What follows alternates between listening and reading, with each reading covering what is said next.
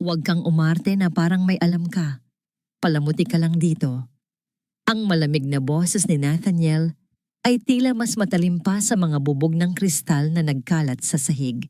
Nanatiling nakayuko si Elara, ang kanyang mga tuhod ay nakadampi sa malamig na marmol ng ballroom habang ang kulay pulang alak ay dahan-dahang gumagapang sa laylayan ng kanyang kupas na bestida. Sa paligid ang mga bulungan ng mga bisita ay parang huni ng mga bubuyog na nagpipista sa isang bulaklak na unti-unting nalalanta. Walang lumapit upang tulungan siya. Sa halip ang mga mata ng lahat ay nakatuon sa kanya nang may halong awa at pangungutya. Sa harap niya nakatayo si Cassandra Valle, ang babaeng ipinagmamalaki ng kanyang asawa. Ang mamahaling sapatos nito ay nabahira ng alak na hindi sinasadyang natapon ni Elara kanina. Sa halip na humingi ng paumanhin para sa asawa, si Nathaniel pa mismo ang nagtulak kay Elara, pababa pilit na ipinaparamdam sa kanya kung saan siya nararapat lumugar. Ano pa ang hinihintay mo? Ang mataray na singit ni Doña Corazon, ang ina ni Nathaniel, habang pinapaypayan ang sarili na tila diring-diri sa eksena. Linisin mo na yan bago pa dumikit ang mantsa sa sapatos ni Cassandra. Diyos ko, dinala ka namin dito para maging kapaki-pakinabang, hindi para maging pabigat. Kinuha ni Elara ang maruming panyo mula sa kanyang bulsa. Ang kanyang mga kamay na magaspang mula sa ilang taong paggawa ng gawaing bahay na walang katulong ay nanginginig habang dahan-dahan niyang pinupunasan ang sapatos ng ibang babae. Ang bawat kuskos ay tila pagbura rin sa natitira niyang dignidad. Habang nakayuko, nahagip ng kanyang paningin ang suot na terno ni Nathaniel. Napakalinis nito, napaka-elegante. Walang nakakaalam na ang ternong yon ay nabili lamang dahil lihim na isinangla ni Elara ang huling kwintas na pamana ng kanyang ina. Ang inaakala nilang tagumpay ni Nathaniel ay nakatayo sa ibabaw ng mga isinakripisyo ni Elara. I'm so sorry about this, Cassandra, malambing na wika ni Nathaniel habang inaalalayan si Cassandra na parang isang babasaging porselana. Ang tinig na yon, ang tinig na dati bumubulong ng pangako ng habambuhay kay Elara, ngayon ay inaalay na sa iba. Biglang umugong ang telepono ni Elara sa loob ng kanyang bulsa. Ang vibration nito ay mabilis at sunod-sunod isang pahiwatig ng balitang hindi makapaghihintay. Sa kabila ng kahihiyan, dinukot niya ito.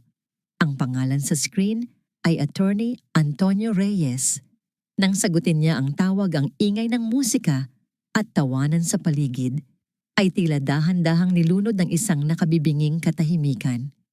Elara, ang tinig ng matandang abogado ay basag at puno ng pighati. Wala na ang mama mo.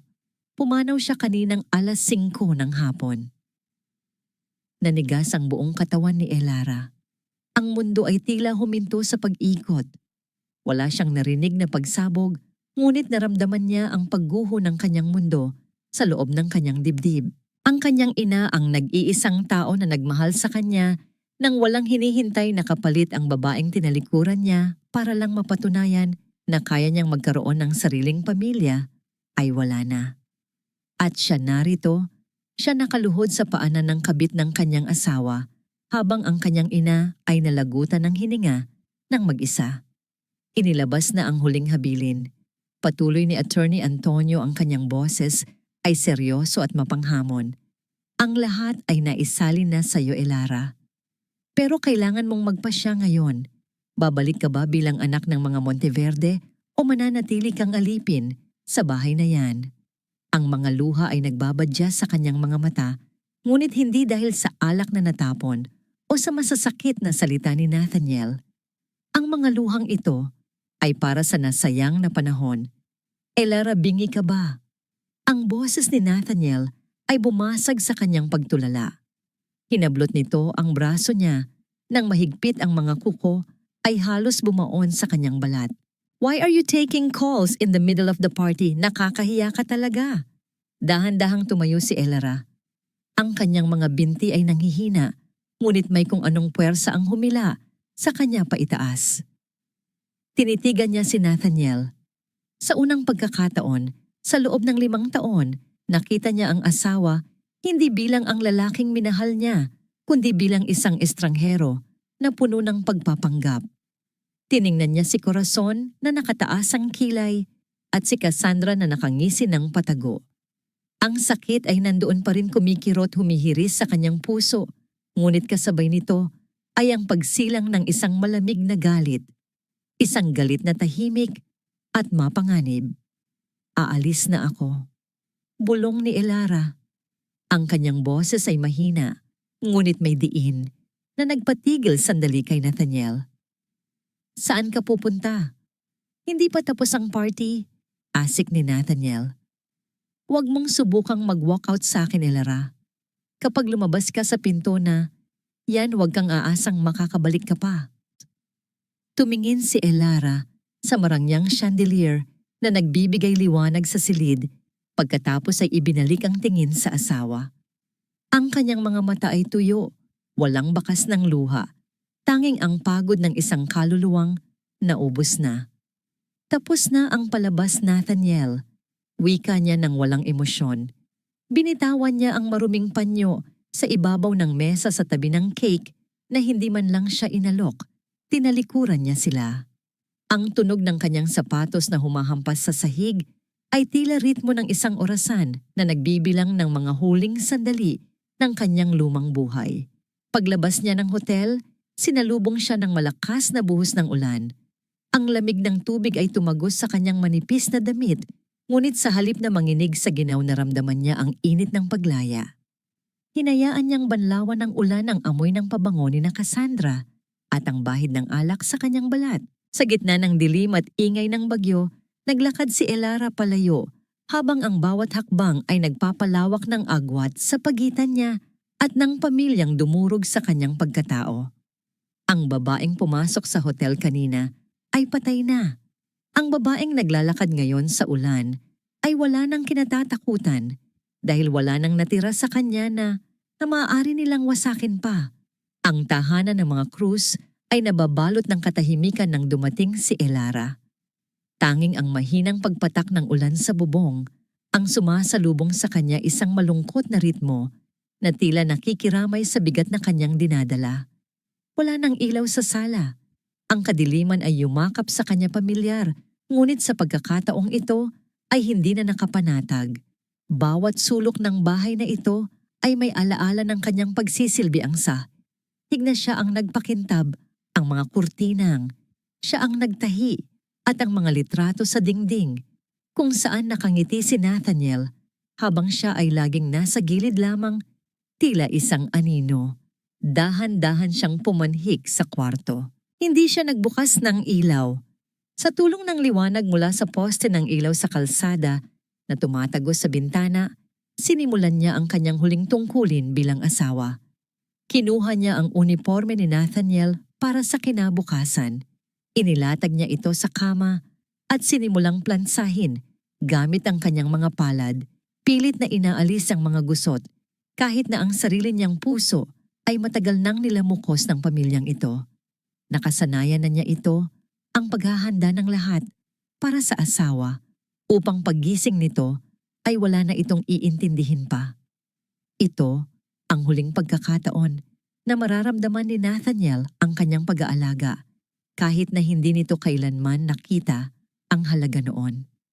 Kumuha siya ng isang maliit na maleta mula sa itaas ng cabinet. Hindi niya dinala ang mga mamahaling damit na binili ni Nathaniel para sa mga okasyon kung saan kailangan siyang i-display. Ang tanging inilagay niya sa loob ay ang mga simpleng damit na dala niya. Noong una siyang tumapak sa bahay na ito, ilang lumang libro at ang larawan ng kanyang ina. Iniwan niya ang mga alahas, ang mga bag at ang lahat ng bagay na may tatak ng apelyidong Cruz. Ang pagbitiw sa mga ito ay tila pagbitiw rin sa mabigat na kadena na matagal nang nakapulupot sa kanyang leeg. Habang isinasara niya ang zipper ng maleta, narinig niya ang mahinang pagbukas ng pinto. Si Nana Ising, ang matandang kasambahay na itinuring na siyang parang tunay na anak, ay nakatayo sa may pintuan. Ang mukha ay puno ng pag-aalala. at ang mga mata ay namumugto sa antok na biglang napalitan ng takot. Anak, Elra, saan ka pupunta ng ganitong oras?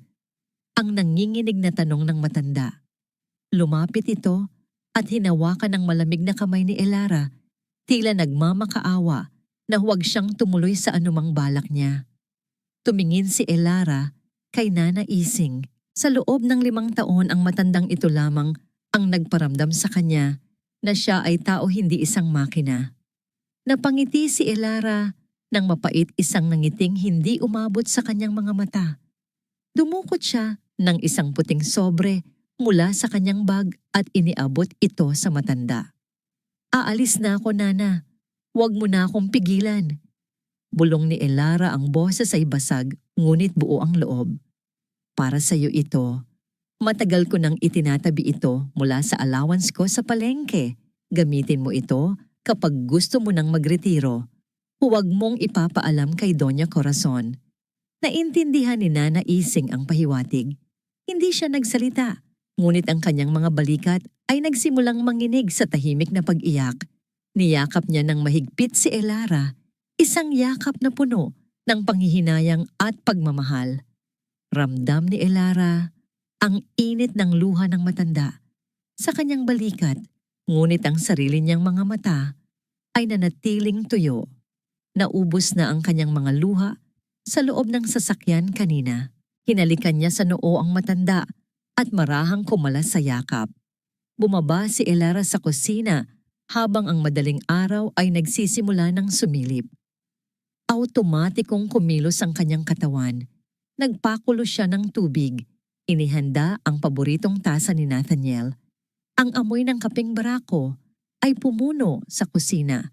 Mapait, matapang at pamilyar. Ito ang amoy ng bawat umaga niya sa loob ng 5 taon. Ngunit ngayon, ang amoy na ito ay senyales ng pagtatapos. Inilapag niya ang umuusok na kape sa mesa. Sa tabi nito, inilagay niya ang isang manipis na folder na naglalaman ng mga papeles na matagal na niyang inihanda, ngunit hindi magawang pirmahan dahil sa pag-asa. Ngayon ang kanyang pirma ay naroon na malinaw at mariin. Tiningnan niya ang kanyang kaliwang kamay. Ang singsing na ginto ay kumikinang sa ilalim ng ilaw ng kusina. Dahan-dahan hinubad niya ito. May naiwang puting marka sa kanyang daliri, tanda ng matagal na pagkakasuot. Akmang iiwan niya ito sa tabi ng kape, ngunit tumigil siya.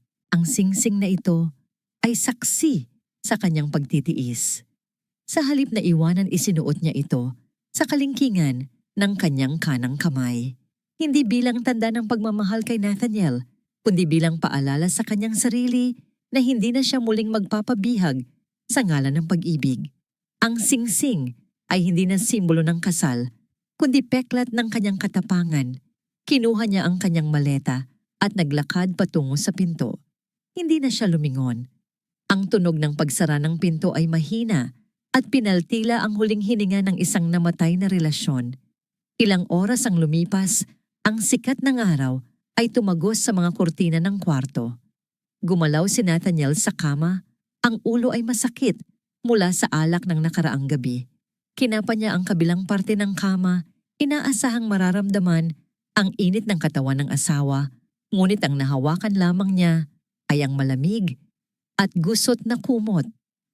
Elara. Paos niyang tawag, ang boses ay puno ng iritasyon at antok. Asan ang tubig ko? Ang sakit ng ulo ko. Walang sumagot. Inis siyang bumangon.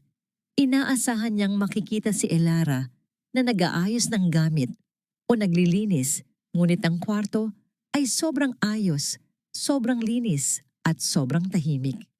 Nakahanda ang damit niya sa kama, plansado at malinis gaya ng dati. Napangisi siya. Siguro ay nasa kusina ito, nagluluto, nagpapalipas ng tampo gaya ng parati. Bumaba siya ng hagdan, ang kanyang mga yapak ay umaalingaw-ngaw sa katahimikan ng bahay. Ang amoy ng kape ay humupa na at ang tasa sa mesa ay hindi na umuusok.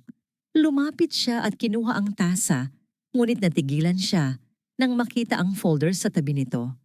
At sa ibabaw ng folder, wala ang singsing, kundi isang maikling sulat kamay sa isang piraso ng tissue paper.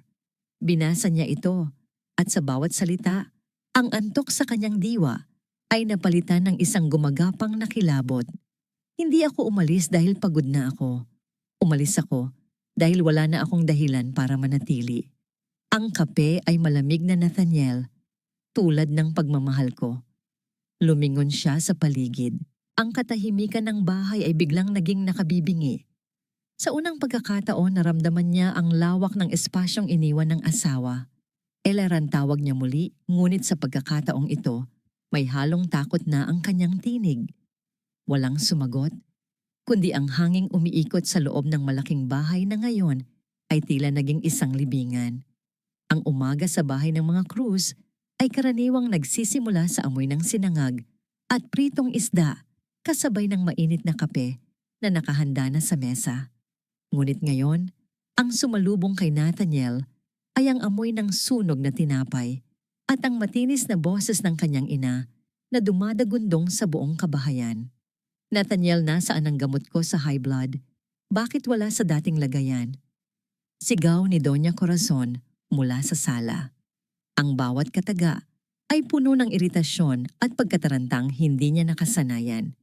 Bumaba si Nathaniel ng hagdan, gusot pa rin ang suot na t-shirt at magulo ang buhok.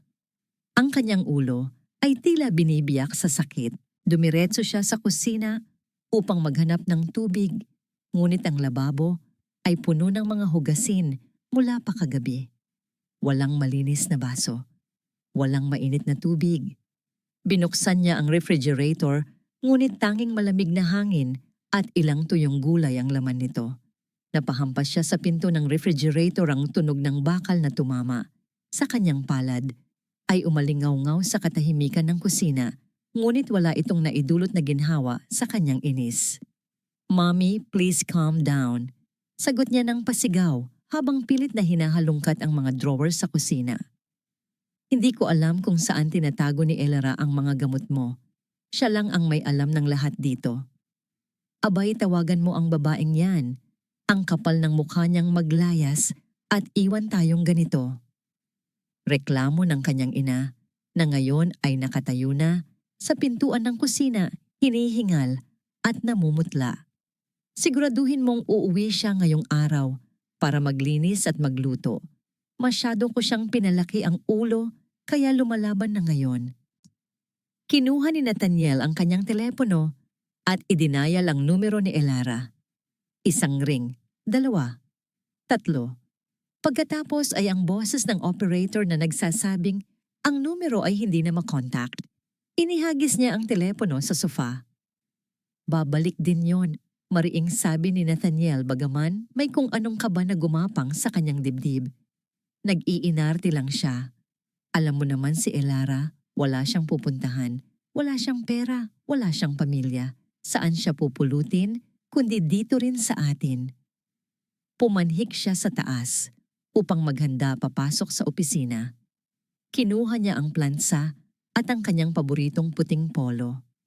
Sanay siya na laging plansado at mabango ang kanyang damit, isang serbisyong ibinibigay ni Elara nang walang palya.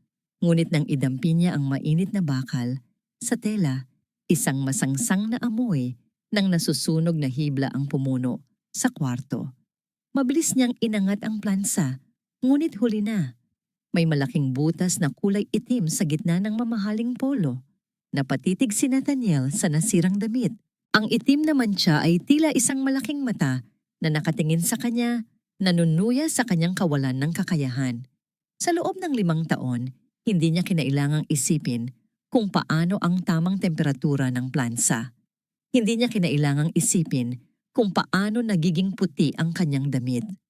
Ngayon, sa harap ng isang simpleng butas, naramdaman niya ang isang higanting kakulangan. Napaupo siya sa gilid ng kama, hawak ang nasirang damit, at sa isang saglit ang galit ay napalitan ng isang nakakapanghinang pagod. Samantala, sa kabilang panig ng lungsod, sa pinakamataas na palapag ng Monteverde Tower, nakaupo si Elara sa harap ng isang malaking salamin. Ang silid ay malamig tahimik at amoy mamahaling leather at orchids malayo sa amoy ng mantika at panis na ulam na nakasanayan niya sa bahay ng mga Cruz. Nakatayo sa likod niya ang isang sikat na stylist, hawak ang isang matalim na gunting na kumikislap sa ilalim ng maliwanag na ilaw. Tinitigan ni Elara ang kanyang sarili.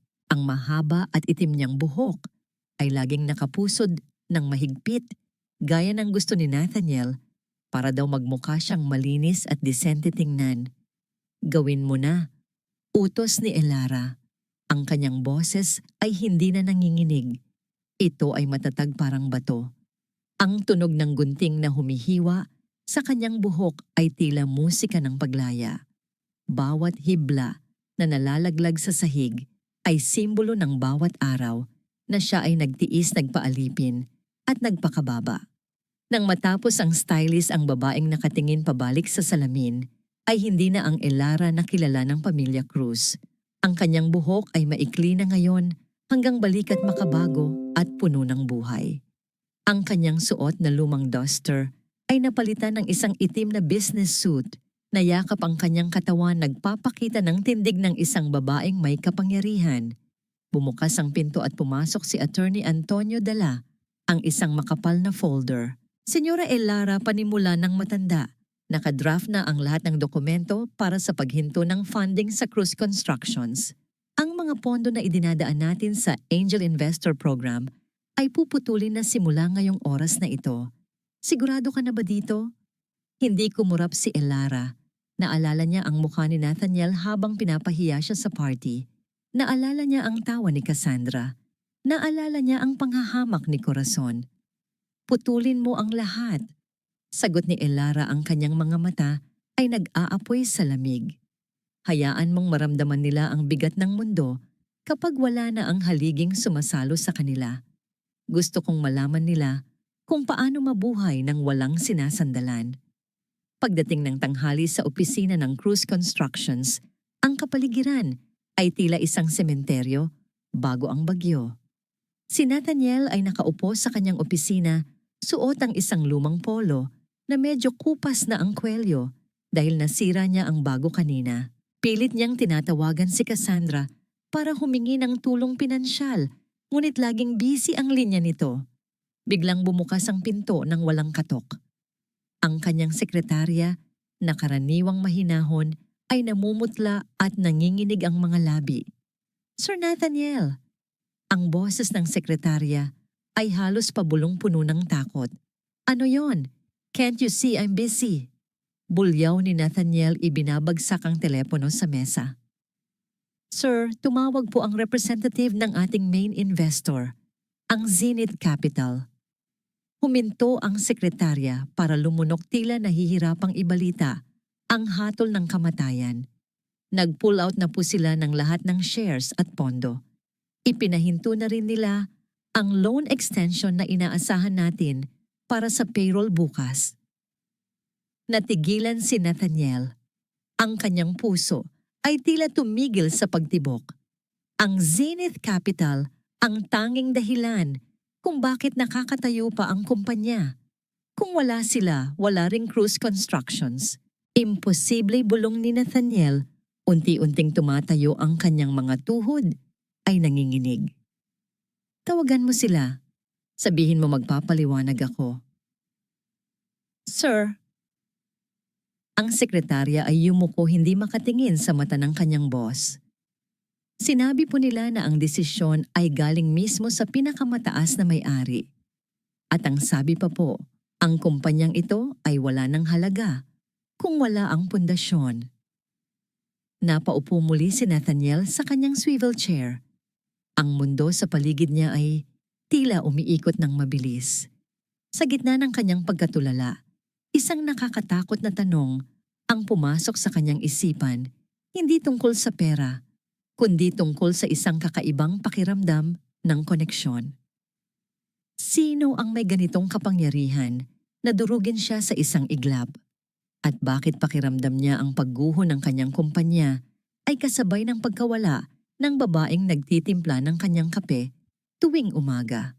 Ang bawat pagtunog ng telepono sa opisina ni Nathaniel ay tila hampas ng latigo sa kanyang naghihingalong dignidad. Nakaupo siya sa harap ni Cassandra Vale. Sa isang mamahaling restaurant ang lugar kung saan sila madalas magtawanaan noon habang pinag-uusapan ang kanilang mga pangarap. Ngunit ngayon, ang hangin sa pagitan nila ay kasing lamig ng yelo sa baso ng tubig na hindi niya magawang inuman. "Cass, please!" Ang tinig ni Nathaniel ay nanginginig punong-puno ng desperasyon na hindi bagay sa kanyang mamahaling suit. "Kailangan ko lang ng liquidity para sa payroll bukas. Babayaran kita next week kapag na-release na ang receivables." Hindi man lang nag-angat ng tingin si Cassandra mula sa kanyang cellphone.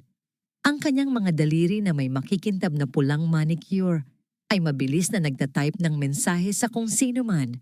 Nang matapos siya dahan-dahan niyang ibinaba ang telepono at tumingin kay Nathaniel na parang isang insekto na nakadapo sa kanyang designer dress. "Nathaniel," wika ni Cassandra, ang boses ay matamis, ngunit may halong lason. "I am a CFO, not a charity institution. Alam mong risky investment ang kumpanya mo ngayon, lalo na't nag-pull out ang Zenith Capital. My reputation is on the line." "Reputasyon?" Hindi makapaniwalang tanong ni Nathaniel. "Cass, tayo ito. We are partners. Sabi mo mahal mo ako." Tumawa ng mahina si Cassandra, isang tawang walang bahid ng saya. Humilig siya palapit, ang amoy ng kanyang mamahaling pabango ay sumampal sa ilong ni Nathaniel. "Minahal ko ang potential mo, Nathaniel. Ang power mo. Pero ngayon, look at you. You look desperate. At ang desperasyon ay hindi kailanman naging attractive sa akin." Tumayo si Cassandra, kinuha ang kanyang bag at naglakad palayo nang walang lingon-likod. Iniwan niya si Nathaniel sa gitna ng mataong restaurant, hiyang-hiya at nag-iisa.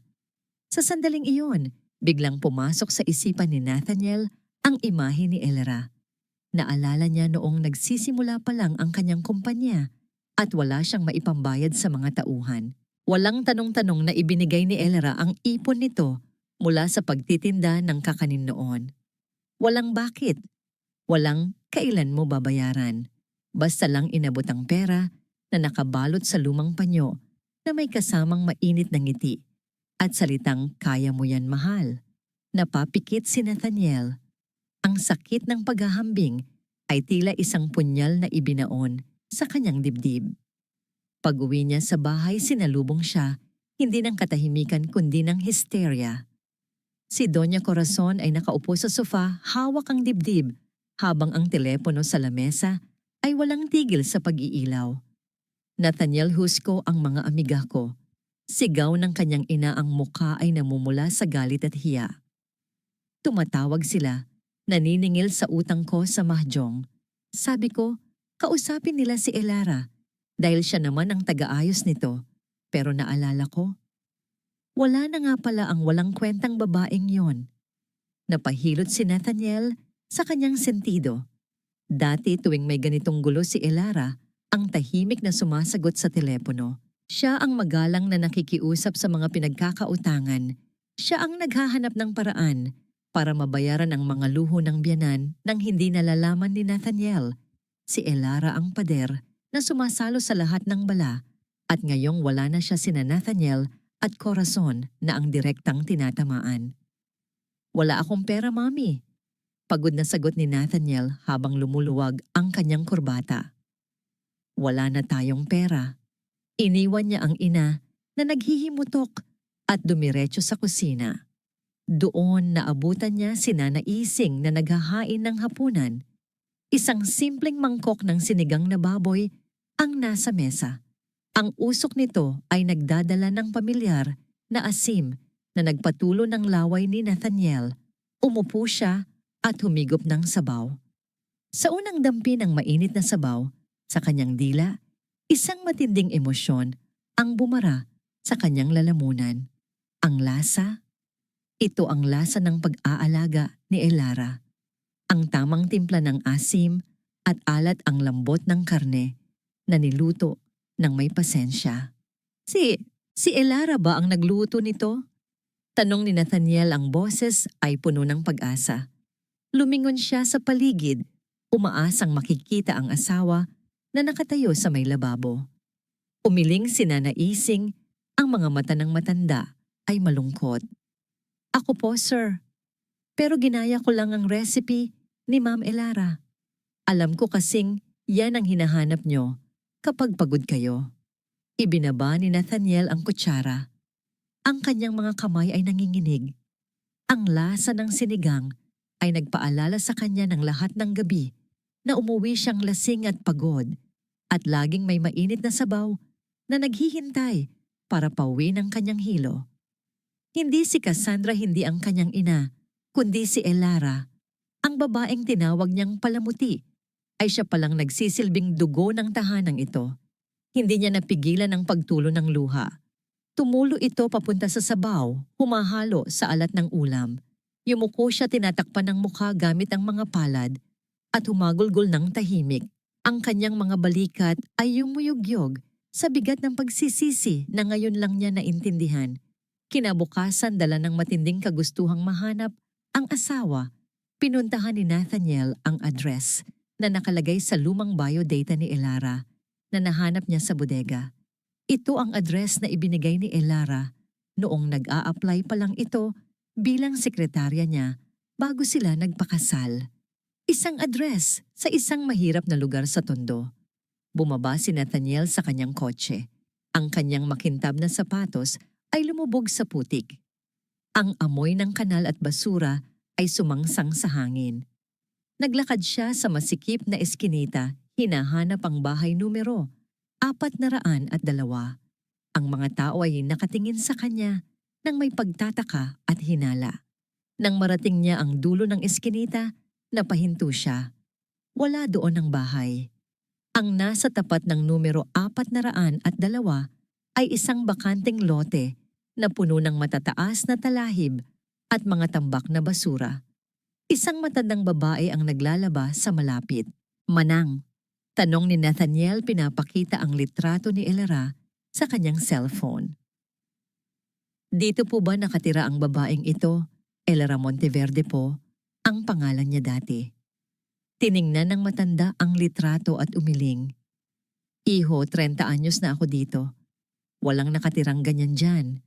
Ang loteng iyan ay pag-aari ng gobyerno, tinambakan lang ng basura. Walang nakatira dyan kahit kailan. Nanlamig ang buong katawan ni Nathaniel. Tila siya binuhusan ng malamig na tubig. Kung hindi dito nakatira si Elara, saan siya nanggaling? Sino ang babaeng pinakasalan niya? Napagtanto niya na sa loob ng 5 taon, hindi niya kailanman tinanong ang nakaraan ng asawa. Tinanggap niya lang na mahirap ito dahil sa simpleng pananamit at kilos nito. Ni minsan ay hindi siya nag-abalang kilalanin ang pagkatao ng babaeng kasama niya sa kama gabi-gabi. Umuwi siyang lito at pagod. Ang misteryo ng pagkatao ni Elara ay mas lalong bumigat sa kanyang isipan. Pagdating sa tapat ng gate ng mga Cruz, nakita niya ang isang itim na luxury car na nakaparada. Bumukas ang pinto ng kotse at bumaba ang isang lalaking naka-Amerikana. May bit-bit na briefcase. Biglang nabuhayan ng loob si Nathaniel. Elara. Bulong niya, umaasang nasa loob ng sasakyan ng asawa. Patakbo siyang lumapit, ngunit hindi si Elara ang lumabas. Ang lalaki ay formal na humarap sa kanya at inabot ang isang puting sobre na may tatak ng bangko. Mr. Nathaniel Cruz, tanong ng lalaki sa boses na walang emosyon. Ako po ang representative ng bangko. Narito po ang notice of foreclosure ng inyong bahay. Dahil sa pag-pull out ng inyong garantor, kailangan nyo nang bayaran ang buong amount ng mortgage sa loob ng 30 araw. Kung hindi, mapipilitan kaming ilitin ang ari-arian ninyo. Nabitawan ni Nathaniel ang susi ng kanyang kotse. Ang tunog ng bakal na tumama sa semento ay tila ang tunog ng huling pako sa kanyang kabaong. Tumingin siya sa malaking bahay, ang simbolo ng kanyang tagumpay, na ngayon ay isa na lamang kastilyong buhangin na unti-unting tinatangay ng alon. At sa malayo, tila naririnig niya ang bulong ng hangin, dala ang pangalan ng babaeng tanging susi sana sa kanyang kaligtasan, ngunit siya ring tinapon niya sa kawalan. Sa gitna ng maitim na ulap na bumabalot sa tahanan ng mga krus, isang sinag ng huwad na pag-asa ang biglang sumilip. Dumating ito sa anyo ng isang sobrang gawa sa mamahaling papel na kulay krema, may tatak ng gintong logo ng isang agila, ang sagisag ng Monteverde Holdings. Iniabot ito ng kartero kay Nathaniel na tila ba nag-abot siya ng susi ng langit sa isang taong nasa impyerno. Binuksan ni Nathaniel ang sulat, ang kanyang mga kamay ay nanginginig sa halo-halong kaba at pananabik. Sa tabi niya si Doña Corazon ay halos hindi na humihinga sa pag-aabang, ang kanyang mga mata ay nanlalaki sa anticipation. Mr. Nathaniel Cruz, basa ni Nathaniel sa malakas na boses bagaman garalgal ang kanyang tinig. Inaanyayahan kayo ng bagong CEO ng Monteverde Holdings sa isang espesyal na pagpupulong upang talakayin ang restructuring ng inyong mga utang at ang posibilidad ng bagong pamumuhunan. Napasinghap si Doña Corazon. Biglang naglaho ang sakit ng kanyang tuhod at ang kanyang alta presyon. Tumayo siya ng tuwid, tila binuhusan ng bagong lakas. Sabi ko na nga ba? Bulalas ng matanda ang kanyang boses ay muling nabahira ng pamilyar na kayabangan. Hindi tayo pwedeng pabayaan ng tadhana, Nathaniel. We are the Cruz family. Siguro nabalitaan ng bagong CEO na yan ang galing mo sa negosyo at gusto niyang sumalo habang mura pa ang shares. Hinawakan ni Corazon ang balikat ng anak, ang kanyang mga kuko ay bumaon sa tela ng damit nito. Ang kanyang mga mata ay kumislap sa isang tusong plano. Makinig ka, anak. Ito na ang pagkakataon mo. Balita ko babae ang bagong CEO, hindi ba? At balita ko bata pa siya at single. Inayos niya ang kwelyo ni Nathaniel. Isang nangisi ang gumuhit sa kanyang mga labi. Gamitin mo ang charm mo. Kalimutan mo muna ang lungkot mo sa asawa mong walang kwenta na lumayas. Malay mo hindi lang kumpanya ang makuha mo, baka pati na rin ang puso ng isang tunay na mayaman. Napayuko si Nathaniel. May kung anong kirot sa kanyang dibdib sa tuwing nilalait ng kanyang ina, si Elara. Ngunit ang takot na mawalan ng lahat ay mas matimbang kaysa sa kanyang konsensya. Tumango siya nang dahan-dahan tinatanggap ang lason na ibinibigay ng kanyang ina bilang gamot sa kanilang problema. Sa kabilang dako ng lungsod, sa loob ng isang penthouse na tanaw ang buong Maynila, nakatayo si Elara sa harap ng isang malaking salamin. Ang silid ay puno ng katahimikan maliban sa mahinang ugong ng aircon. Suot niya ang isang ternong kulay pula, kulay ng dugo, kulay ng digmaan. Tinitigan niya ang kanyang sarili. Ang babaeng nasa salamin ay ibang-iba sa Elara na nagkukuskos ng banyo at nagluluto ng sinigang. Ang Elara na ito ay may matatalim na mata, may tindig na hindi kayang tibagin at may pusong pinatigas ng sakit. Ngunit sa ilalim ng makapal na makeup, nakita niya ang bahagyang panginginig ng kanyang ibabang labi. Kinuha niya ang kanyang cellphone at tiningnan ang live feed ng CCTV mula sa lobby ng Monteverde Building. Nakita niya ang pagdating ng sasakyan ni Nathaniel. Luma na ito at hindi na gaanong makintab, malayo sa dating gara nito noong siya pa ang nagmamantin. Bumaba si Nathaniel at si Corazon.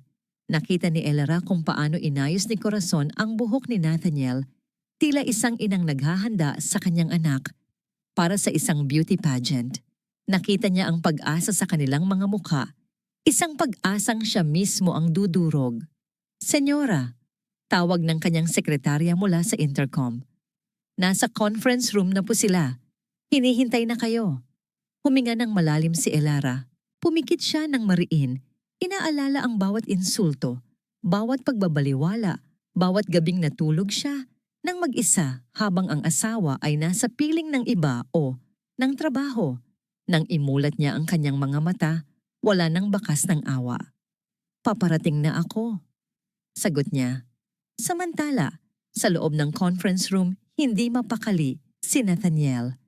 Ang lamig ng kwarto ay tumatagos sa kanyang buto.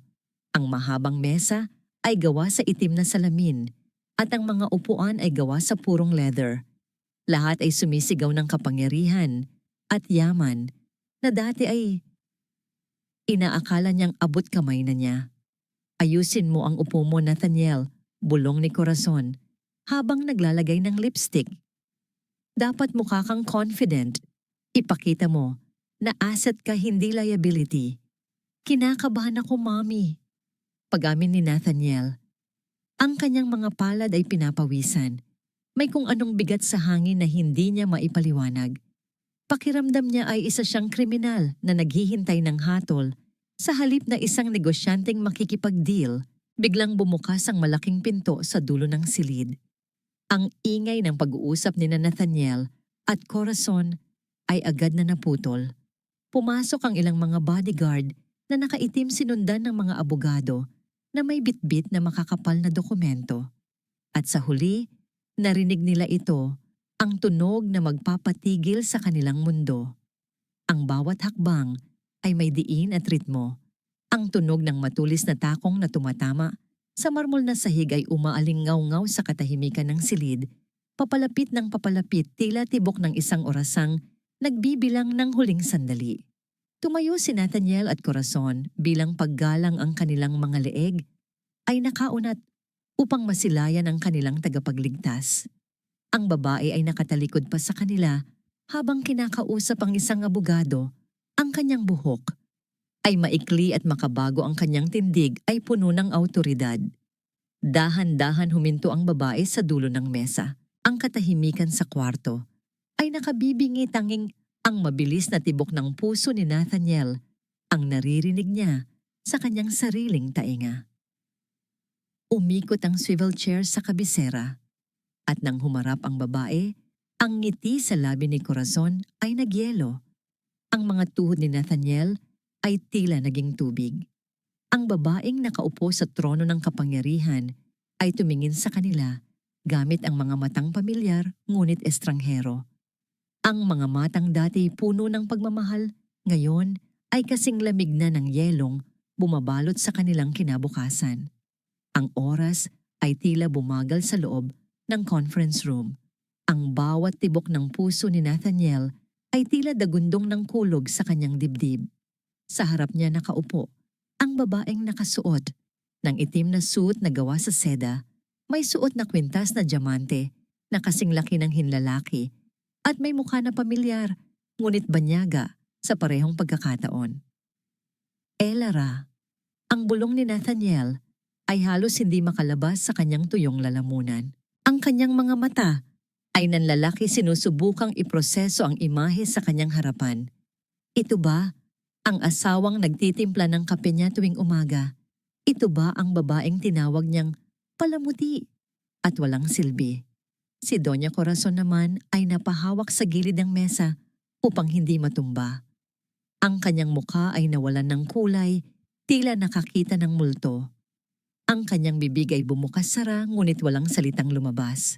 Ang babaeng minaliit niya inalila at pinalayas. Ngayon ay nakaupo sa trono na kanilang niluluhuran. Hindi ngumiti si Elara. Wala ni katiting na init sa kanyang mga mata. Tiningnan niya si Nathaniel mula ulo hanggang paa, isang tingin na parang sinusuri ang isang sirang produkto sa isang estante. Maupo kayo, ang utos ni Elara ay maawtoridad at malamig. Hindi ito pakiusap. Ito ay utos ng isang reyna sa kanyang mga nasasakupan. Dahan-dahang umupo si Nathaniel at Corazon. Ang kanilang mga katawan ay naninigas sa takot at pagkalito. Madam Chairman, panimula ni Attorney Antonio na nakatayo sa tabi ni Elara. Nasa harap niyo na ang mga dokumento ng pagkakautang ng Cruz Constructions. Elara, anong ibig sabihin nito? Nauutal na tanong ni Nathaniel. Ikaw ang CEO. Ikaw ang may-ari ng Monteverde Holdings.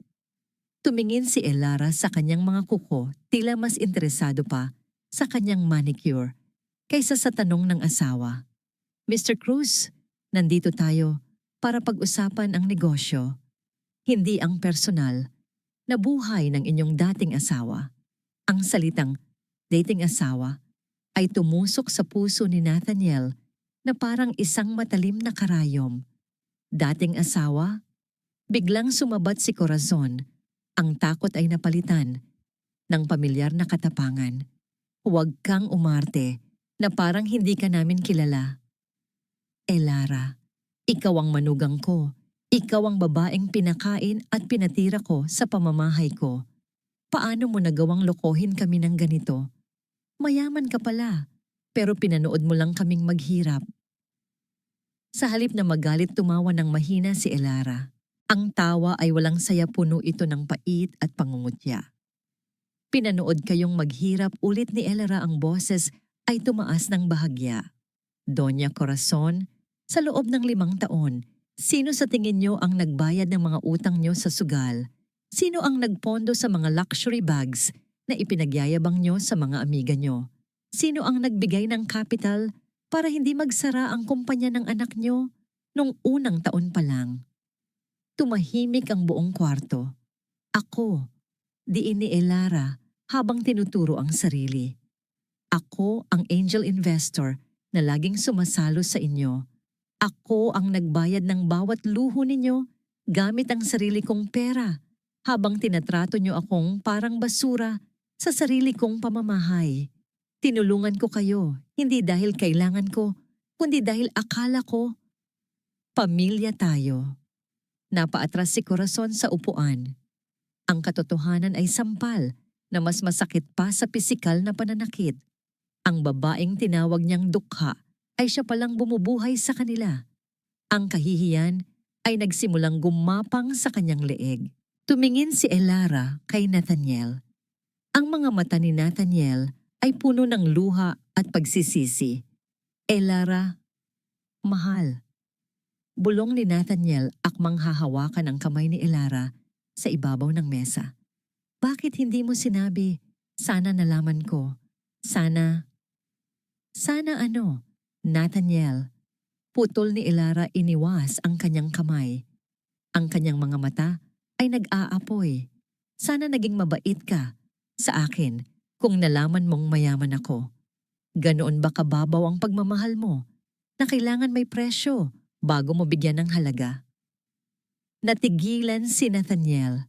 Ang tanong na yon ay tumama sa mismong core ng kanyang pagkatao. Akala ko minahal mo ako dahil ako si Elara. Patuloy niya, ang boses ay nagsimulang mabasag, ngunit pinigilan niya ang pagtulo ng luha. Pero napatunayan mo noong gabing iyon sa party na minahal mo lang ang ideya ng isang asawang sunod-sunuran. At ngayong wala na akong silbi sa imahe mo, itinapon mo ako. Kinuha ni Elara ang isang makapal na folder at ibinalibag ito sa gitna ng mesa. Ang tunog ng papel na humampas sa salamin ay nagpayanig sa katahimikan. Narito ang listahan ng lahat ng utang nyo, sabi ni Elara, bumalik sa kanyang malamig na tono. Mayroon kayong 30 araw para bayaran ng 50 milyong piso. Kung hindi, kukunin ko ang lahat ng kumpanya, ang bahay, ang mga kotse. At sisiguraduhin kong makukulong kayo dahil sa mismanagement at fraud. Elara, parang awa mo na. Lumuhod si Nathaniel sa sahig sa harap ng lahat ng abogado at bodyguard. Wala kaming ganyang kalaking pera. Asawa mo ako. Ina mo si Mami. Huwag mo kaming ganituhin. Tumayo si Elara at lumapit sa nakaluhod na si Nathaniel. Tiningnan niya ito, hindi bilang isang asawa, kundi bilang isang leksyon na natutunan niya sa pinakamasakit na paraan. Ang awa, Nathaniel, ay para sa mga taong marunong magpahalaga. Bulong niya. Naubos na ang awa ko sa loob ng 5 taong pang-aalipustanyo.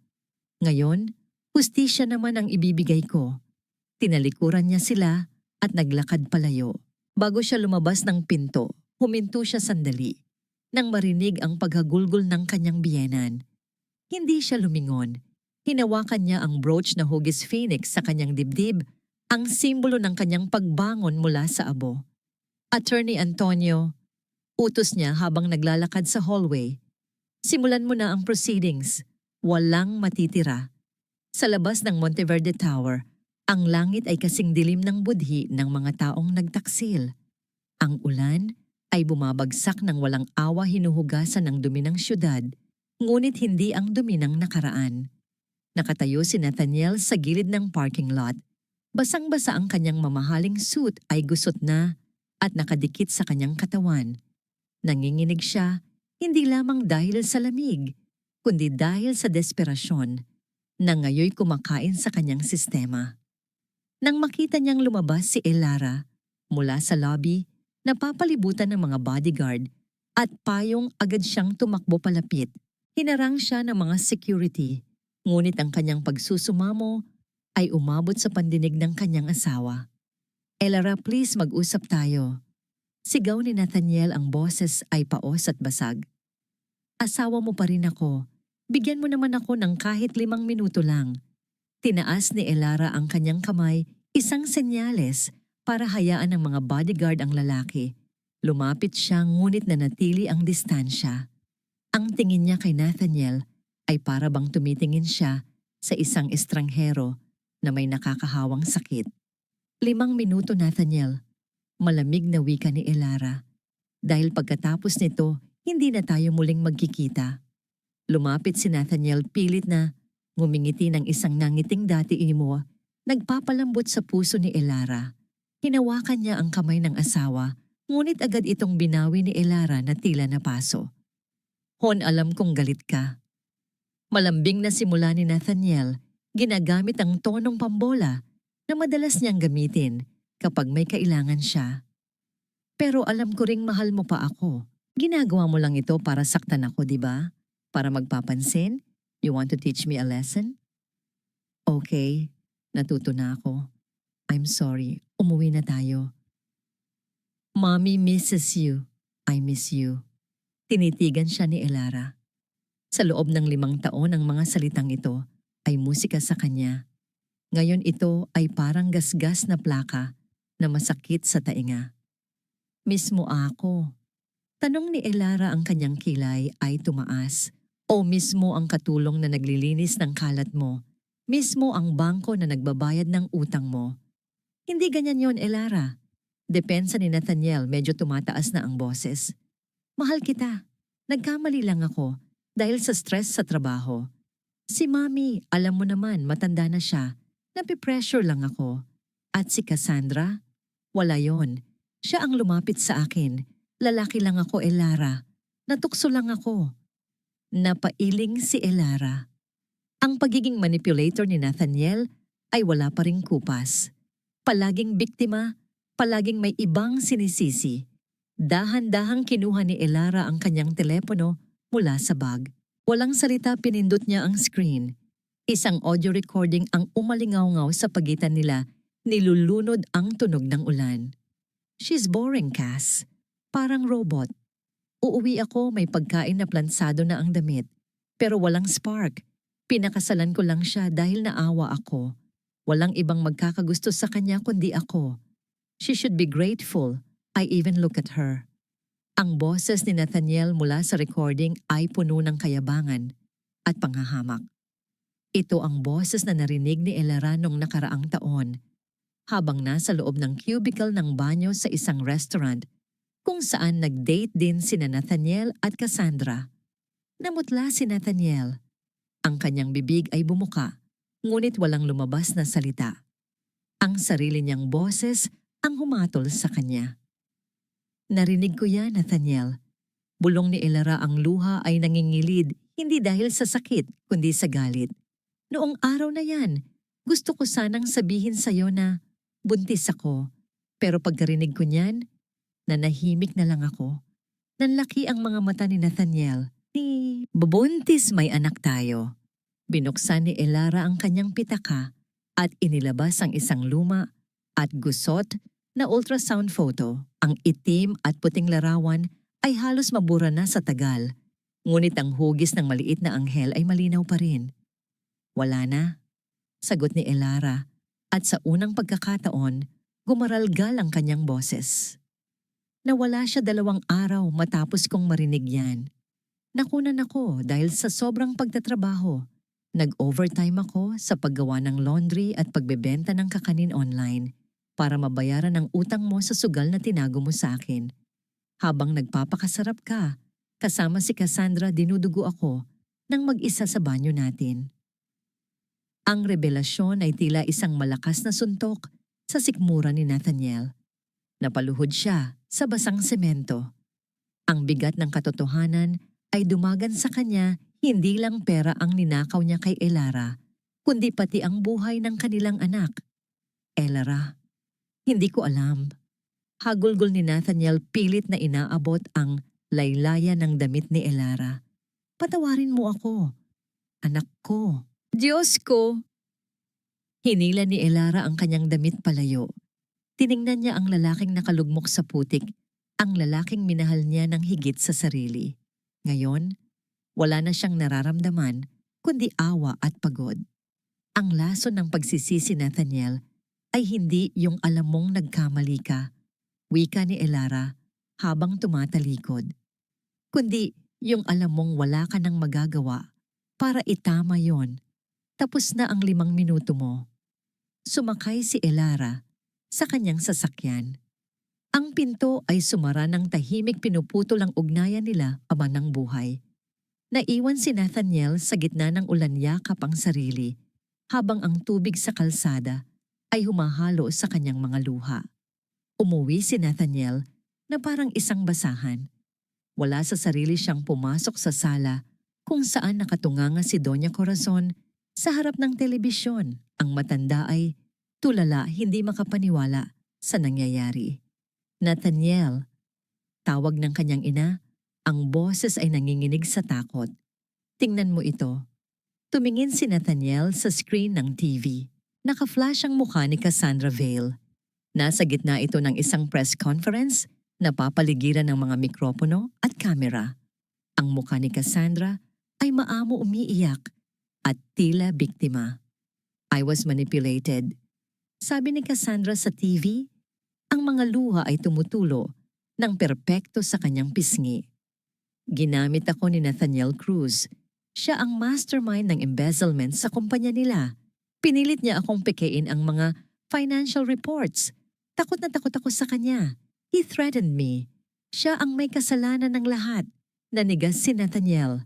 Ang babaeng ipinagpalit niya kay Elara, ang babaeng akala niya ay kakampi niya sa ambisyon, ay siya palang magtutulak sa kanya sa bangin. Sa screen ipinakita ng news anchor ang mga dokumentong may pirma ni Nathaniel, mga pirmang peke, na idinikit sa mga transaksyong hindi niya alam. Breaking news, sabi ng reporter. Isang warrant of arrest ang inilabas ngayon para kay Mr. Nathaniel Cruz dahil sa kasong large-scale estafa at money laundering. Napatingin si Nathaniel sa kanyang ina. Sa labas ng kanilang gate, ang asul at pulang ilaw ng mga sasakyan ng pulis ay nagsimulang kumislap, sumasabay sa tunog ng sirena na papalapit ng papalapit, hudyat ng katapusan ng kanilang kalayaan. Ang tunog ng mabigat na kadena na ipinupulupot sa bakal na gate ng mansyon ay tila pag-alingaw-ngaw ng huling hatol sa pamilya Cruz. Nakatayo si Nathaniel sa labas, bitbit ang huling kahon ng kanilang mga gamit, isang kahong karton na naglalaman na lamang ng ilang damit at mga walang kwentang pleke ng pagkilala na wala ng halaga ngayon. Sa tabi niya si Doña Corazon ay nakakapit ng mahigpit, sa rehas ang kanyang mga daliri ay namumuti sa diin habang ang mga luha ng galit at kahihiyan ay umaagos sa kanyang makapal na makeup. Hindi niyo pwedeng gawin ito, sigaw ni Corazon sa mga sheriff na nagdidikit ng papel na may nakasulat na foreclosed. Bahay ko ito. Pinaghirapan ito ng asawa ko. Tatawagan ko ang abogado ko. Idedemanda ko kayo. Ngunit walang nakinig sa kanya. Ang mga kapitbahay na dati ay humahanga sa kanilang yaman ay ngayon nakadungaw mula sa kanilang mga bintana, nagbubulungan at lihim na natutuwa sa pagbagsak ng pamilyang mapagmataas. Hinawakan ni Nathaniel ang braso ng ina at marahan itong hinila palayo. Ang bawat hakbang nila palayo sa mansyon ay parang paglalakad sa ibabaw ng bubog. Wala na ang kanilang sasakyan. Nahatak na ito ng bangko kaninang umaga. Wala na ang kanilang mga alahas. Kinuha na ng mga pinagkakautangan ni Corazon. Sumakay sila sa isang tricycle. Ito ang unang beses na sumakay si Corazon sa ganitong uri ng sasakyan sa loob ng 20 taon. Ang usok ng tambutso at ang ingay ng makina ay nagpasakit sa kanyang ulo, ngunit mas masakit ang katotohanan ito na ang bago nilang realidad. Ihinatid sila sa isang maliit na apartment sa gilid ng riles ng tren. Ang silid ay mas maliit pa sa walk-in closet ni Elara noon. Ang pintura sa dingding ay nagbabalat na ang sahig ay semento na may mga bitak at ang amoy ng kanal mula sa labas ay sumisingaw papasok sa bintanang walang kortina. Pagkabagsak ni Nathaniel ng kahon sa sahig, nagsimulang magwala si Corazon. "Dito mo ako patitirahin." Asik ng matanda ang kanyang boses ay matinis at puno ng pandidiri. "Nathaniel, gumawa ka ng paraan. Tawagan mo si Cassandra. Tawagan mo ang mga kaibigan mo. Hindi ako pwedeng mabuhay sa ganitong lugar. Ang init, ang baho." Napaupo si Nathaniel sa isang lumang bangkito na gumewang sa kanyang bigat. Nakatitig lang siya sa kawalan. "Wala na tayong kaibigan, Mommy." Mahinang sagot ni Nathaniel. "Si Cassandra, nakita mo naman sa balita. Siya ang unang naglaglag sa akin. Ang mga kaibigan mo, hindi ba't sila ang unang nagpadala ng mga maniningil-tingil kanina? Wala na tayong matatakbuhan." Ang katotohanan ay tila isang malakas na sampal na nagpatigil kay Corazon. Napaupo siya sa manipis na kutsyon sa sahig at nagsimulang umiyak, hindi luha ng pagsisisi, kundi luha ng isang batang inagawan ng laruan. Habang nag-aayos ng kanilang kakarampot na gamit, may nahulog na isang maliit na kwaderno mula sa lumang jacket na suot ni Nathaniel. Ito ang jacket na laging inihahanda ni Elara tuwing tag-ulan. Pinulot niya ang kwaderno. Luma na ito tahi sa gilid at halatang gamit na gamit. Binuklat niya ito sa ilalim ng aandap-andap na ilaw ng bumbilya. Ito ay ang budget diary ni Elara. Sa bawat pahina nakasulat ang maliliit at maayos na sulat kamay ng kanyang asawa. Binasa niya ang nakasulat sa petsang Enero, 15, kung saan nakatala ang 50 piso para sa ulam na may kasamang paalala na magsasardinas na lamang siya upang may pambili ng bitamina para kay Mommy Corazon. Sa pahina naman ng Pebrero 14, nakalista ang 3,000 piso mula sa isinanglang hikaw ng kanyang ina na idinagdag niya pambili ng relo ni Nathaniel bilang regalo sa araw ng mga puso. At sa petsang Marso 20, nakasulat ang 500 piso nakita sa pagtitinda ng yema na ipinambayad niya sa kuryente dahil kulang ang iniabot na pera ng kanyang asawa. Nang hina ang mga tuhod ni Nathaniel, binuklat pa niya ang mga sumunod na pahina. Puno ito ng mga sakripisyo, mga araw na hindi kumain si Elara para may panggasolina ang sasakyan niya. Mga gamot na binili ni Elara gamit ang sariling diskarte habang si Corazon ay nag-aaksaya ng pera sa parlor. At sa huling pahina, may nakasulat na petsa ang araw ng party. Oktubre 10 negative ang pregnancy test ko ulit. Siguro nga hindi pa panahon. Pero okay lang, basta masaya si Nathaniel. Mahal na mahal ko siya, kahit parang hindi na niya ako nakikita. Ang kwaderno ay nabasa ng mga luha ni Nathaniel. Hinawakan niya ito nang mahigpit sa kanyang dibdib.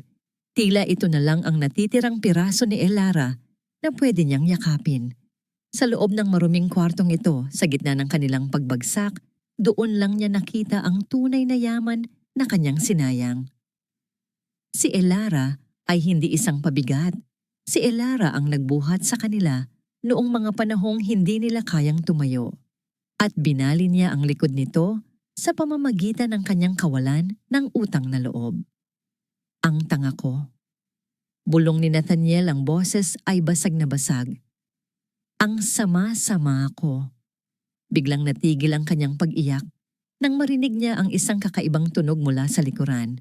Isang malakas na paghinga, tila kinakapos na hangin. Lumingon siya at nakita si Corazon na nakahawak sa dibdib. Ang mukha ay namimilipit sa sakit.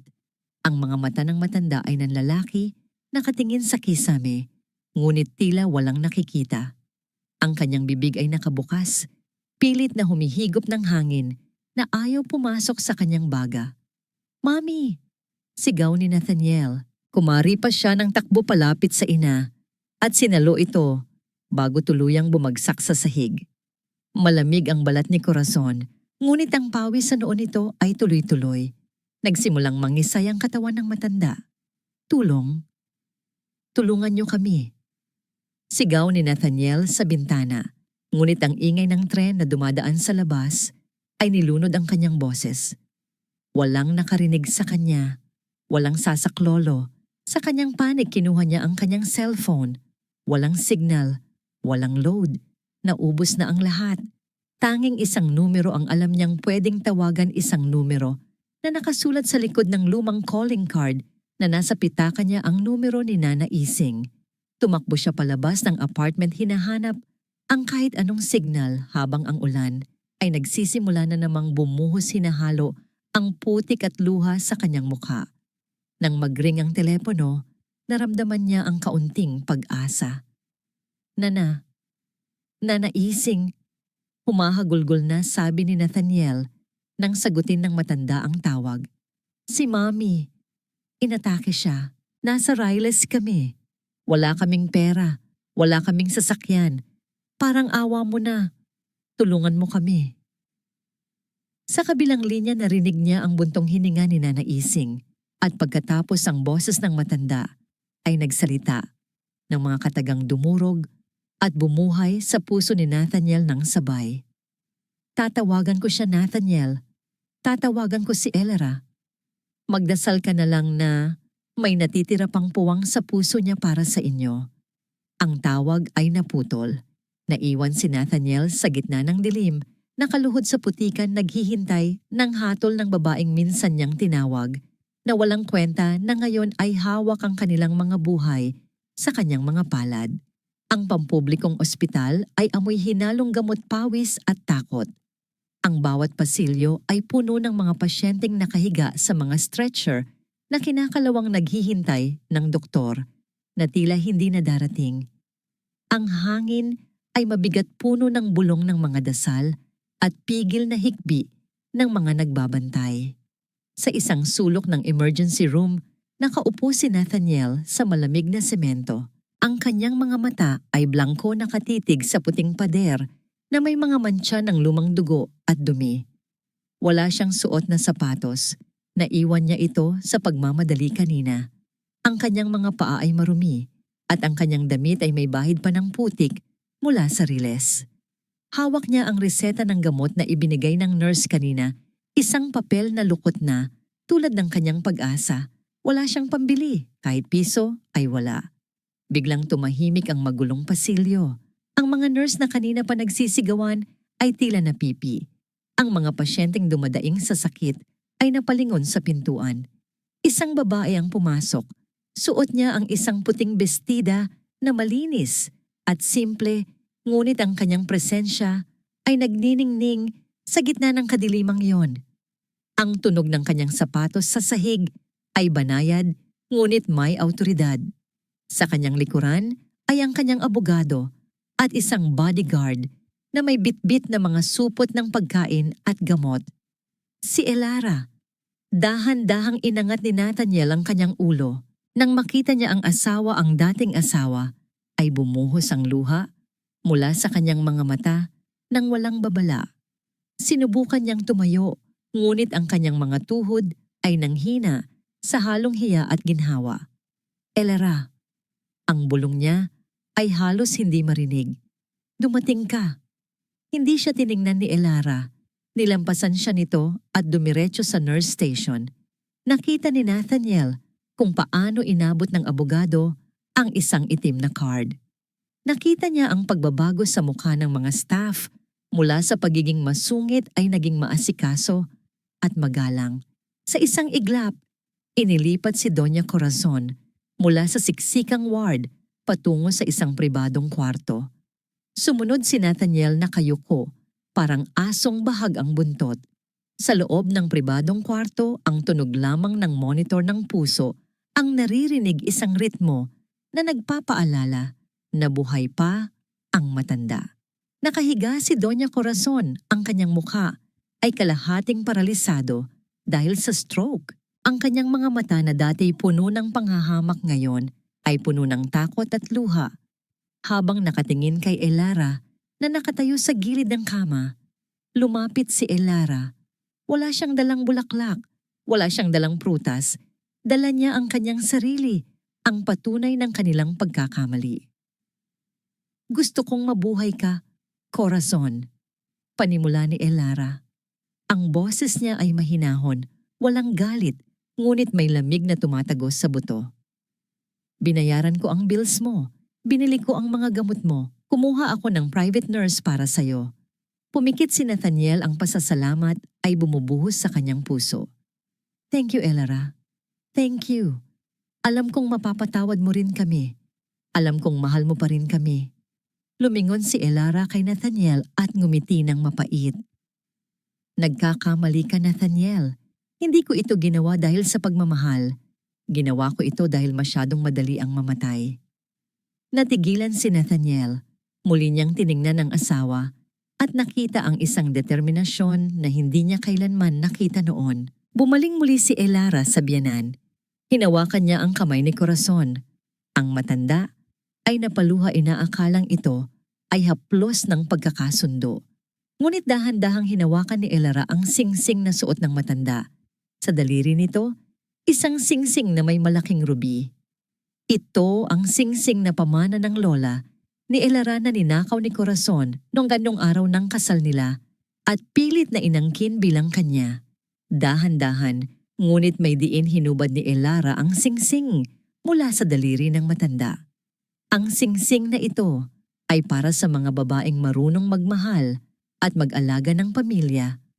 Bulong ni Elara habang tinititigan ang nanginginig na mata ni Corazon. Hindi ito bagay sa kamay na puro pangaapi at kasakiman ang alam gawin. Binabawi ko na ang sa akin. Walang nagawa si Corazon, kundi ang humikbi ng walang tunog ang kanyang bibig ay nakangiwi sa kawalan ng kakayahang magsalita. Ang pagtanggal sa singsing ay tila pagtanggal din sa huling piraso ng kanyang pride. Mabubuhay ka, Corazon, patuloy ni Elara habang isinusilid ang singsing sa kanyang bulsa. Gusto kong gumaling ka. Gusto kong luminaw ang isip mo. Dahil gusto kong araw-araw mong makita ang tagumpay ng babaeng tinawag mong basura. Gusto kong ang bawat paghinga mo ay maging paalala na buhay ka lang dahil sa awa ng taong inapi mo. Tumalikod si Elara at naglakad patungo sa pinto. Hinarang siya ni Nathaniel, lumuhod ito at niyakap ang kanyang mga binti.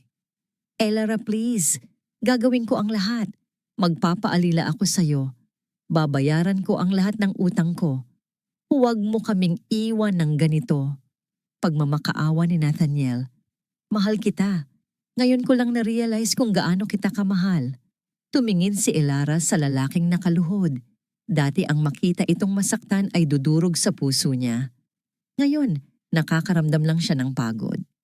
Kung talagang mahal mo ako, Nathaniel, at kung may natitira pa, kahit katiting na dangal sa katawan mo. Tumingin si Elara sa kanyang abogado. Lumapit si Attorney Antonio at inabot kay Nathaniel ang isang manipis na papel. Ano ito? Nanginginig na tanong ni Nathaniel. Isang affidavit. Sagot ng abogado. Isang malinaw na pag-amin sa lahat ng illegal transactions ng Cruz Constructions.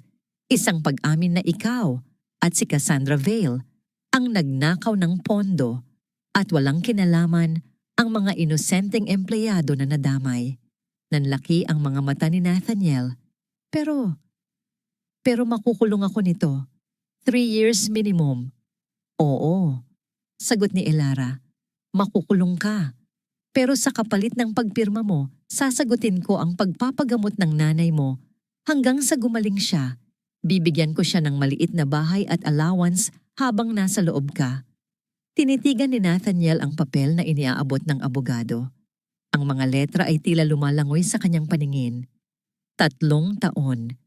3 taon sa loob ng selda, kasama ng mga kriminal malayo sa karangyaan, malayo sa kalayaan. Ang kanyang puso ay kumalabog ng malakas sa kanyang dibdib. Ang takot ay bumalot sa kanyang buong pagkatao. Elra? Bulong niya, ang boses ay basag at puno ng takot. Hindi ko kaya sa loob. Alam mo yon, mamatay ako doon. Mamatay din ang nanay mo kung hindi siya magagamot. Malamig na sagot ni Elara. Nasa sayo ang desisyon, Nathaniel. Kalayaan mo o buhay ng ina mo. Ito na ang huling pagkakataon mong maging lalaki. Ito na ang huling pagkakataon mong patunayan na may halaga ka, bukod sa pagiging anak ni Corazon. Binitawan ni Nathaniel ang laylayan ng damit ni Elara. Dahan-dahan siyang tumayo, ang kanyang mga tuhod ay nanginginig pa rin. Tumingin siya sa kanyang ina. Si Doña Corazon ay nakatingin sa kanya, ang mga mata ay puno ng takot at pagsusumamo. Sa kabila ng lahat ng kasamaan ng kanyang ina, sa kabila ng pagiging mapagmataas nito, ina pa rin niya ito. At sa sandaling iyon, nakita ni Nathaniel ang sarili sa salamin ng mata ng kanyang ina, isang duwag na laging nagtatago sa saya ng iba. Kinuha niya ang ballpen mula kay Attorney Antonio. Ang bigat ng panulat ay tila kasing bigat ng krus. Tumingin siya kay Elara. Sa huling pagkakataon, umaasang makakita ng kahit kaunting pag-aalinlangan, ngunit ang mukha ni Elara ay kalmado, tulad ng dagat, pagkatapos ng bagyo. Kung pipirma ako. Nagsimula si Nathaniel, ang boses ay mahina, ngunit buo.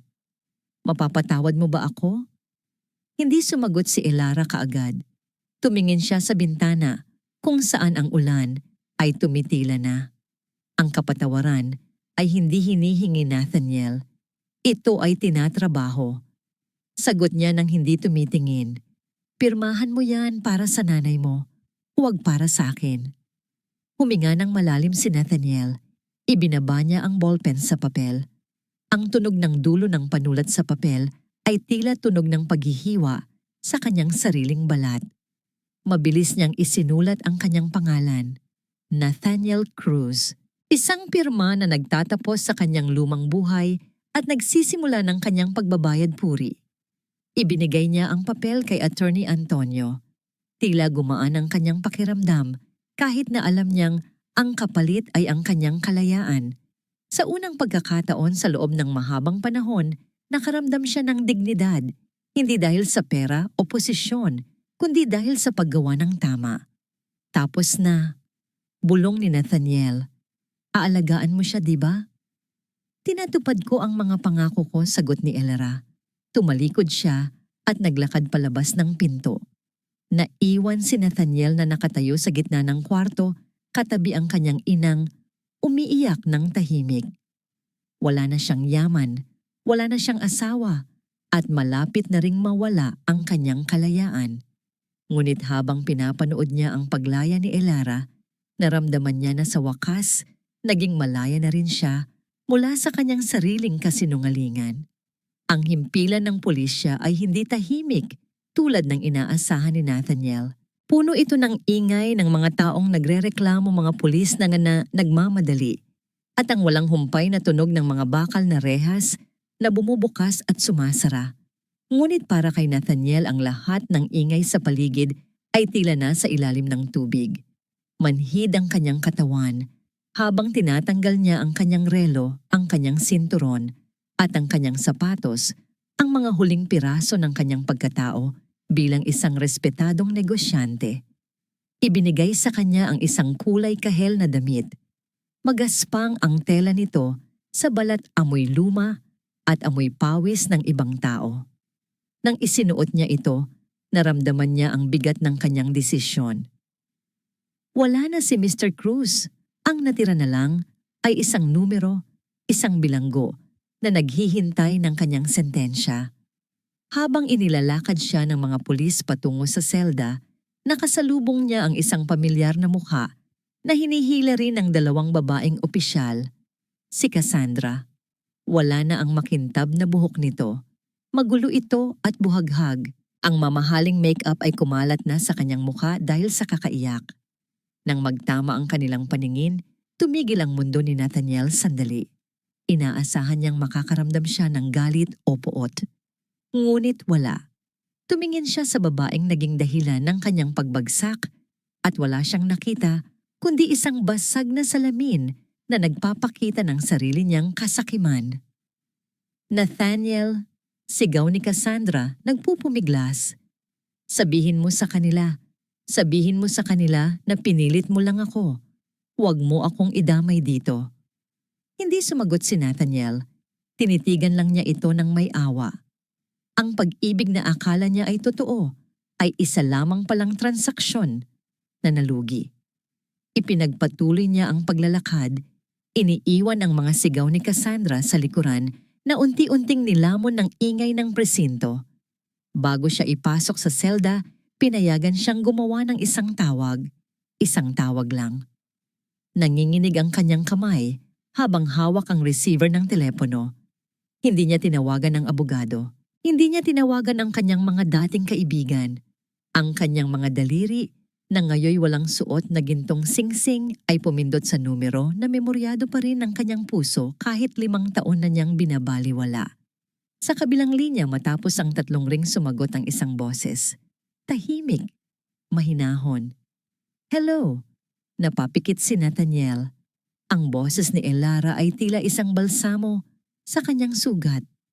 Elara, bulong niya. Pinigilan niya ang paggaralgal ng kanyang boses.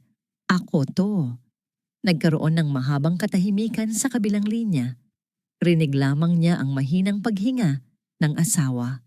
Alam ko, sagot ni Elara. Nasa labas ako ng presinto. Nakikita kita mula sa bintana ng sasakyan ko.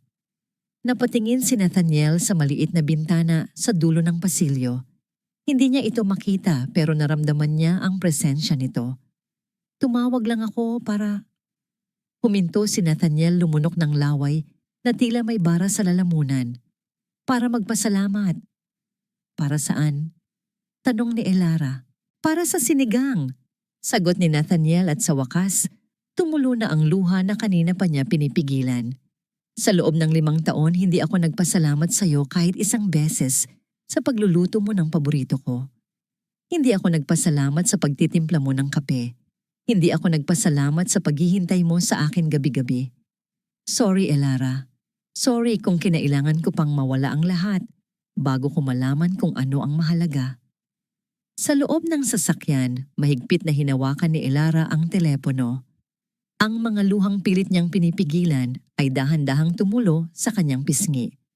Ito ang mga salitang matagal na niyang gustong marinig. Ngunit ngayong narinig na niya, alam niyang huli na ang lahat para sa kanila. Wala na yon, Nathaniel. Malumanay na sagot ni Elara. Pinatawad na kita. Hindi para sa iyo kundi para sa sarili ko. Para hindi ko nadalhin ang bigat na to. Salamat, bulong ni Nathaniel. Ingatan mo ang sarili mo. At salamat sa pagliligtas kay Mami. Magpalakas ka dyan, huling wika ni Elara bago niya ibaba ang telepono. Ang tunog ng dial tone ay hudyat ng katapusan. Ibinaba ni Nathaniel ang receiver. Huminga siya ng malalim, tinatanggap ang kanyang kapalaran. Tara na, sabi ng pulis. Binuksan ang malaking bakal na pinto ng selda. Pumasok si Nathaniel ng walang pag-aalinlangan. Ang tunog ng pagsara ng rehas ay umalingaw-ngaw sa buong gusali. Isang tunog na matalimpinal at malamig. Sa labas sa loob ng isang itim na SUV, pinanood ni Elara ang pagpatay ng ilaw sa holding area. Nakita niya ang anino ng kanyang asawa na naglaho sa dilim. Senyora, aalis na po ba tayo? Tanong ng driver. Pinunasan ni Elara ang kanyang luha. Tumingin siya sa side mirror at inayos ang kanyang buhok. Ang sakit ay nandoon pa rin, ngunit kasama nito ay ang isang bagong pakiramdam, ang gaan ng paglaya. Hindi lang si Nathaniel ang nakulong nga ngayong gabi. Nakulong din ang galit at pait na matagal nang bumabagabag sa kanya. O alis na tayo, sagot ni Elara. Umuwi na tayo sa probinsya. Gusto kong makita ang dagat. Umandar ang sasakyan palayo sa presinto. Sa likuran ng mataas na pader ng bilangguan ay unti-unting lumiliit hanggang sa mawala na ito sa paningin. Sa harapan ng kalsada ay malawak at bukas naghihintay sa bagong kabanata ng buhay ng babaeng natutong bumangon mula sa sarili niyang mga abo. 3 taon na ang lumipas, ngunit para kay Elara, tila isang panaginip lamang ang nagdaang bagyo. Ang probinsya ng Batangas ay nagbigay sa kanya ng kapayapaang hindi niya natagpuan sa gitna ng matatayog na gusali ng Maynila. Dito ang orasan ay hindi tumatakbo ng mabilis. Dito ang yaman ay hindi nasusukat sa laki ng bank account, kundi sa lawak ng ngiti ng mga batang tinutulungan niya. Nakaupo si Elara sa veranda ng lumang bahay bakasyunan ng kanyang ina. Ang hangin ay amoy asin at sampagwita. Sa kanyang kandungan ay isang basket ng mga bagong pitas na mangga ang bunga ng mga puno na siya mismo ang nagtanim noong unang buwan ng kanyang pagbabalik. Ang kanyang mga kamay, na dati makinis at puno ng lotion, para magustuhan ni Nathaniel ngayon, ay may kaunting mga kalyo ng karangalan mula sa paghahardin at pagluluto para sa mga bata sa orphanage na kanyang itinayo. Tita Elara. Tita Elara. Isang grupo ng mga bata ang tumatakbo palapit sa kanya. Ang kanilang mga tawa ay musika sa kanyang tainga. Sila ang mga anak ng mga mangingisda at magsasaka na tinutulungan ng Monteverde Foundation. O dahan-dahan lang. Nakangiting saway ni Elara habang inaabutan sila ng mga hiwang mangga. Baka madapa kayo. Tinitigan niya ang mga bata. Dati ang bawat pagtingin niya sa isang bata ay nagdudulot ng kirot sa kanyang sinapupunan, isang paalala ng anak na nawala sa kanya. Ngunit ngayon ang kirot ay napalitan na ng isang uri ng pagmamahal na mas malawak. Hindi man siya nabiyayaan ng sariling anak, binigyan naman siya ng Diyos ng 100 anak na nangangailangan ng kanyang kalinga. Bumaba ang isang lalaki mula sa isang owner-type jeep na pumarada sa tapat ng gate. Si Dr. Marco ang volunteer doctor na lingguhang bumibisita sa orphanage. May dala itong isang bayong ng mga gulay at isang pumpon ng mga wildflowers na pinitas sa daan. Magandang umaga, Senyora Elara. Bati ni Marco, ang kanyang boses ay malalim at mainit parang kape sa umaga. Ang kanyang mga mata ay may kislap ng paghanga na hindi niya itinatago. Marco, ilang beses ko bang sasabihin sa'yo na Elara na lang? Sagot ni Elara, ngunit hindi niya napigilan ang pamumula ng kanyang pisngi. Lumapit si Marco at inilapag ang mga bulaklak sa mesa. Para sa pinakamagandang hardinera sa buong Batangas, biro nito.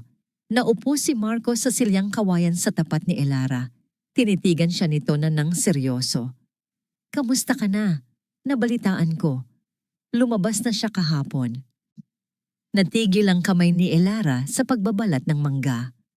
Ang pangalang hindi binanggit ni Marco ay nakabitin sa hangin sa pagitan nila. Nathaniel. Oo, alam ko. Sagot ni Elara ng mahinahon.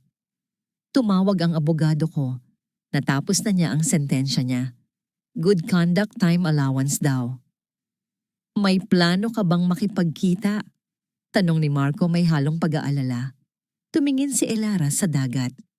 Ang alon ay humahampas sa dalampasigan, paulit-ulit naglilinis, nagbabago. Wala sagot ni Elara. Ang librong yon ay matagal nang nakasara, Marco. Wala nang dahilan para buksan pa. Ngumiti si Marco, isang nangiting puno ng ginhawa. Hinawakan niya ang kamay ni Elara na nasa ibabaw ng mesa. Ang kanyang palad ay magaspang at mainit, ibang-iba sa malalambot. Ngunit malamig na kamay ni Nathaniel noon. Mabuti naman, sabi ni Marco. Dahil may gusto akong itanong sa'yo. Matagal na. Bumilis ang tibok ng puso ni Elara. Alam niya kung saan patungo ang usapan. Si Marco ay naging sandalan niya sa loob ng 2 taon. Ito ang nagturo sa kanya kung paano muling tumawa. Ito ang nagturo sa kanya na ang pagmamahal ay hindi dapat masakit. Hindi ito dapat nakakaubos. Marco, simula ni Elara, huwag muna ngayon. Putol ni Marco, tumatayo. Alam kong kailangan mo pa ng oras. Gusto ko lang malaman mo na nandito lang ako. Maghihintay ako hanggang sa handa ka nang magsimula ng bagong kwento. Yung kwentong ikaw naman ang bida, hindi lang taga-suporta. Umalis si Marco para tingnan ang mga bata. Iniwan si Elara na may ngiti sa mga labi. Kinuha niya ang salamin mula sa kanyang bag at tinitigan ang kanyang sarili. Wala na ang mga itim na bilog sa ilalim ng kanyang mata. Wala na ang bigat sa kanyang dibdib. Ang nakikita niya ay isang babaeng buo. Isang babaeng naghilom, hindi dahil kinalimutan niya ang nakaraan, kundi dahil tinanggap niya ito bilang bahagi ng kanyang pagiging matatag. Pumasok siya sa kanyang kwarto at binuksan ang lumang baul sa ilalim ng kama. Kinuha niya ang isang maliit na kahon. Sa loob nito ay ang lumang wedding ring nila ni Nathaniel. Dati tuwing makikita niya ito, umiiyak siya. Ngayon, tinitigan niya ito nang walang luha. Naglakad siya patungo sa dalampasigan. Ang araw ay palubog na kinukulayan ng ginto at lila ang langit. Hinubad niya ang kanyang tsinelas at naramdaman ng pinong buhangin sa kanyang mga paa. Huminto siya sa gilid ng tubig. Hinawakan niya ang sing-sing-sing ng mahigpit sa huling pagkakataon. Paalam, Nathaniel. Bulong niya sa hangin. Salamat sa sakit.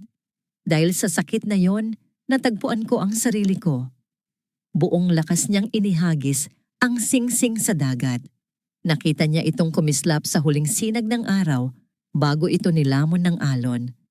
Nawala na ito sa kailaliman kasama ng lahat ng sana at dapat ng kanilang nakaraan. Humarap siya sa direksyon ng bahay kung saan naroon ang mga bata at si Marco na nagtatawanan. Ang puso niya ay payapa. Ang paghilom ay tapos na. Ang bagong simula ay naghihintay. Ang araw ng linggo sa bayan ng Batangas ay laging puno ng buhay. Ang palengke ay siksikan sa mga taong namimili ng sariwang huli at ang simbahan ay umaapaw sa mga deboto. Naglalakad si Elara sa gitna ng plaza, suot ang isang simpleng puting bestida na sumasayaw sa hangin. Sa tabi niya ay si Dr. Marco, hawak ang isang payong upang protektahan siya sa init ng araw. Sigurado ka bang ayaw mong sumama sa medical mission sa kabilang bayan bukas? Tanong ni Marco habang inaayos ang buhok ni Elara na tinangay ng hangin. Hindi muna sagot ni Elara nang nakangiti. May hinihintay akong bisita ngayong araw, isang lumang kaibigan. Tumango si Marco bagaman may kuryosidad sa kanyang mga mata, hindi na siya nagtanong pa. Alam niyang may mga parte ng nakaraan si Elara na kailangan nitong harapin ng mag-isa. Nagpaalam si Marco na may halik sa kanyang noo, isang halik ng respeto at pangako. Nang makaalis si Marco, umupo si Elara sa isang bench sa ilalim ng malaking puno ng akasya. Tinitigan niya ang gate ng simbahan.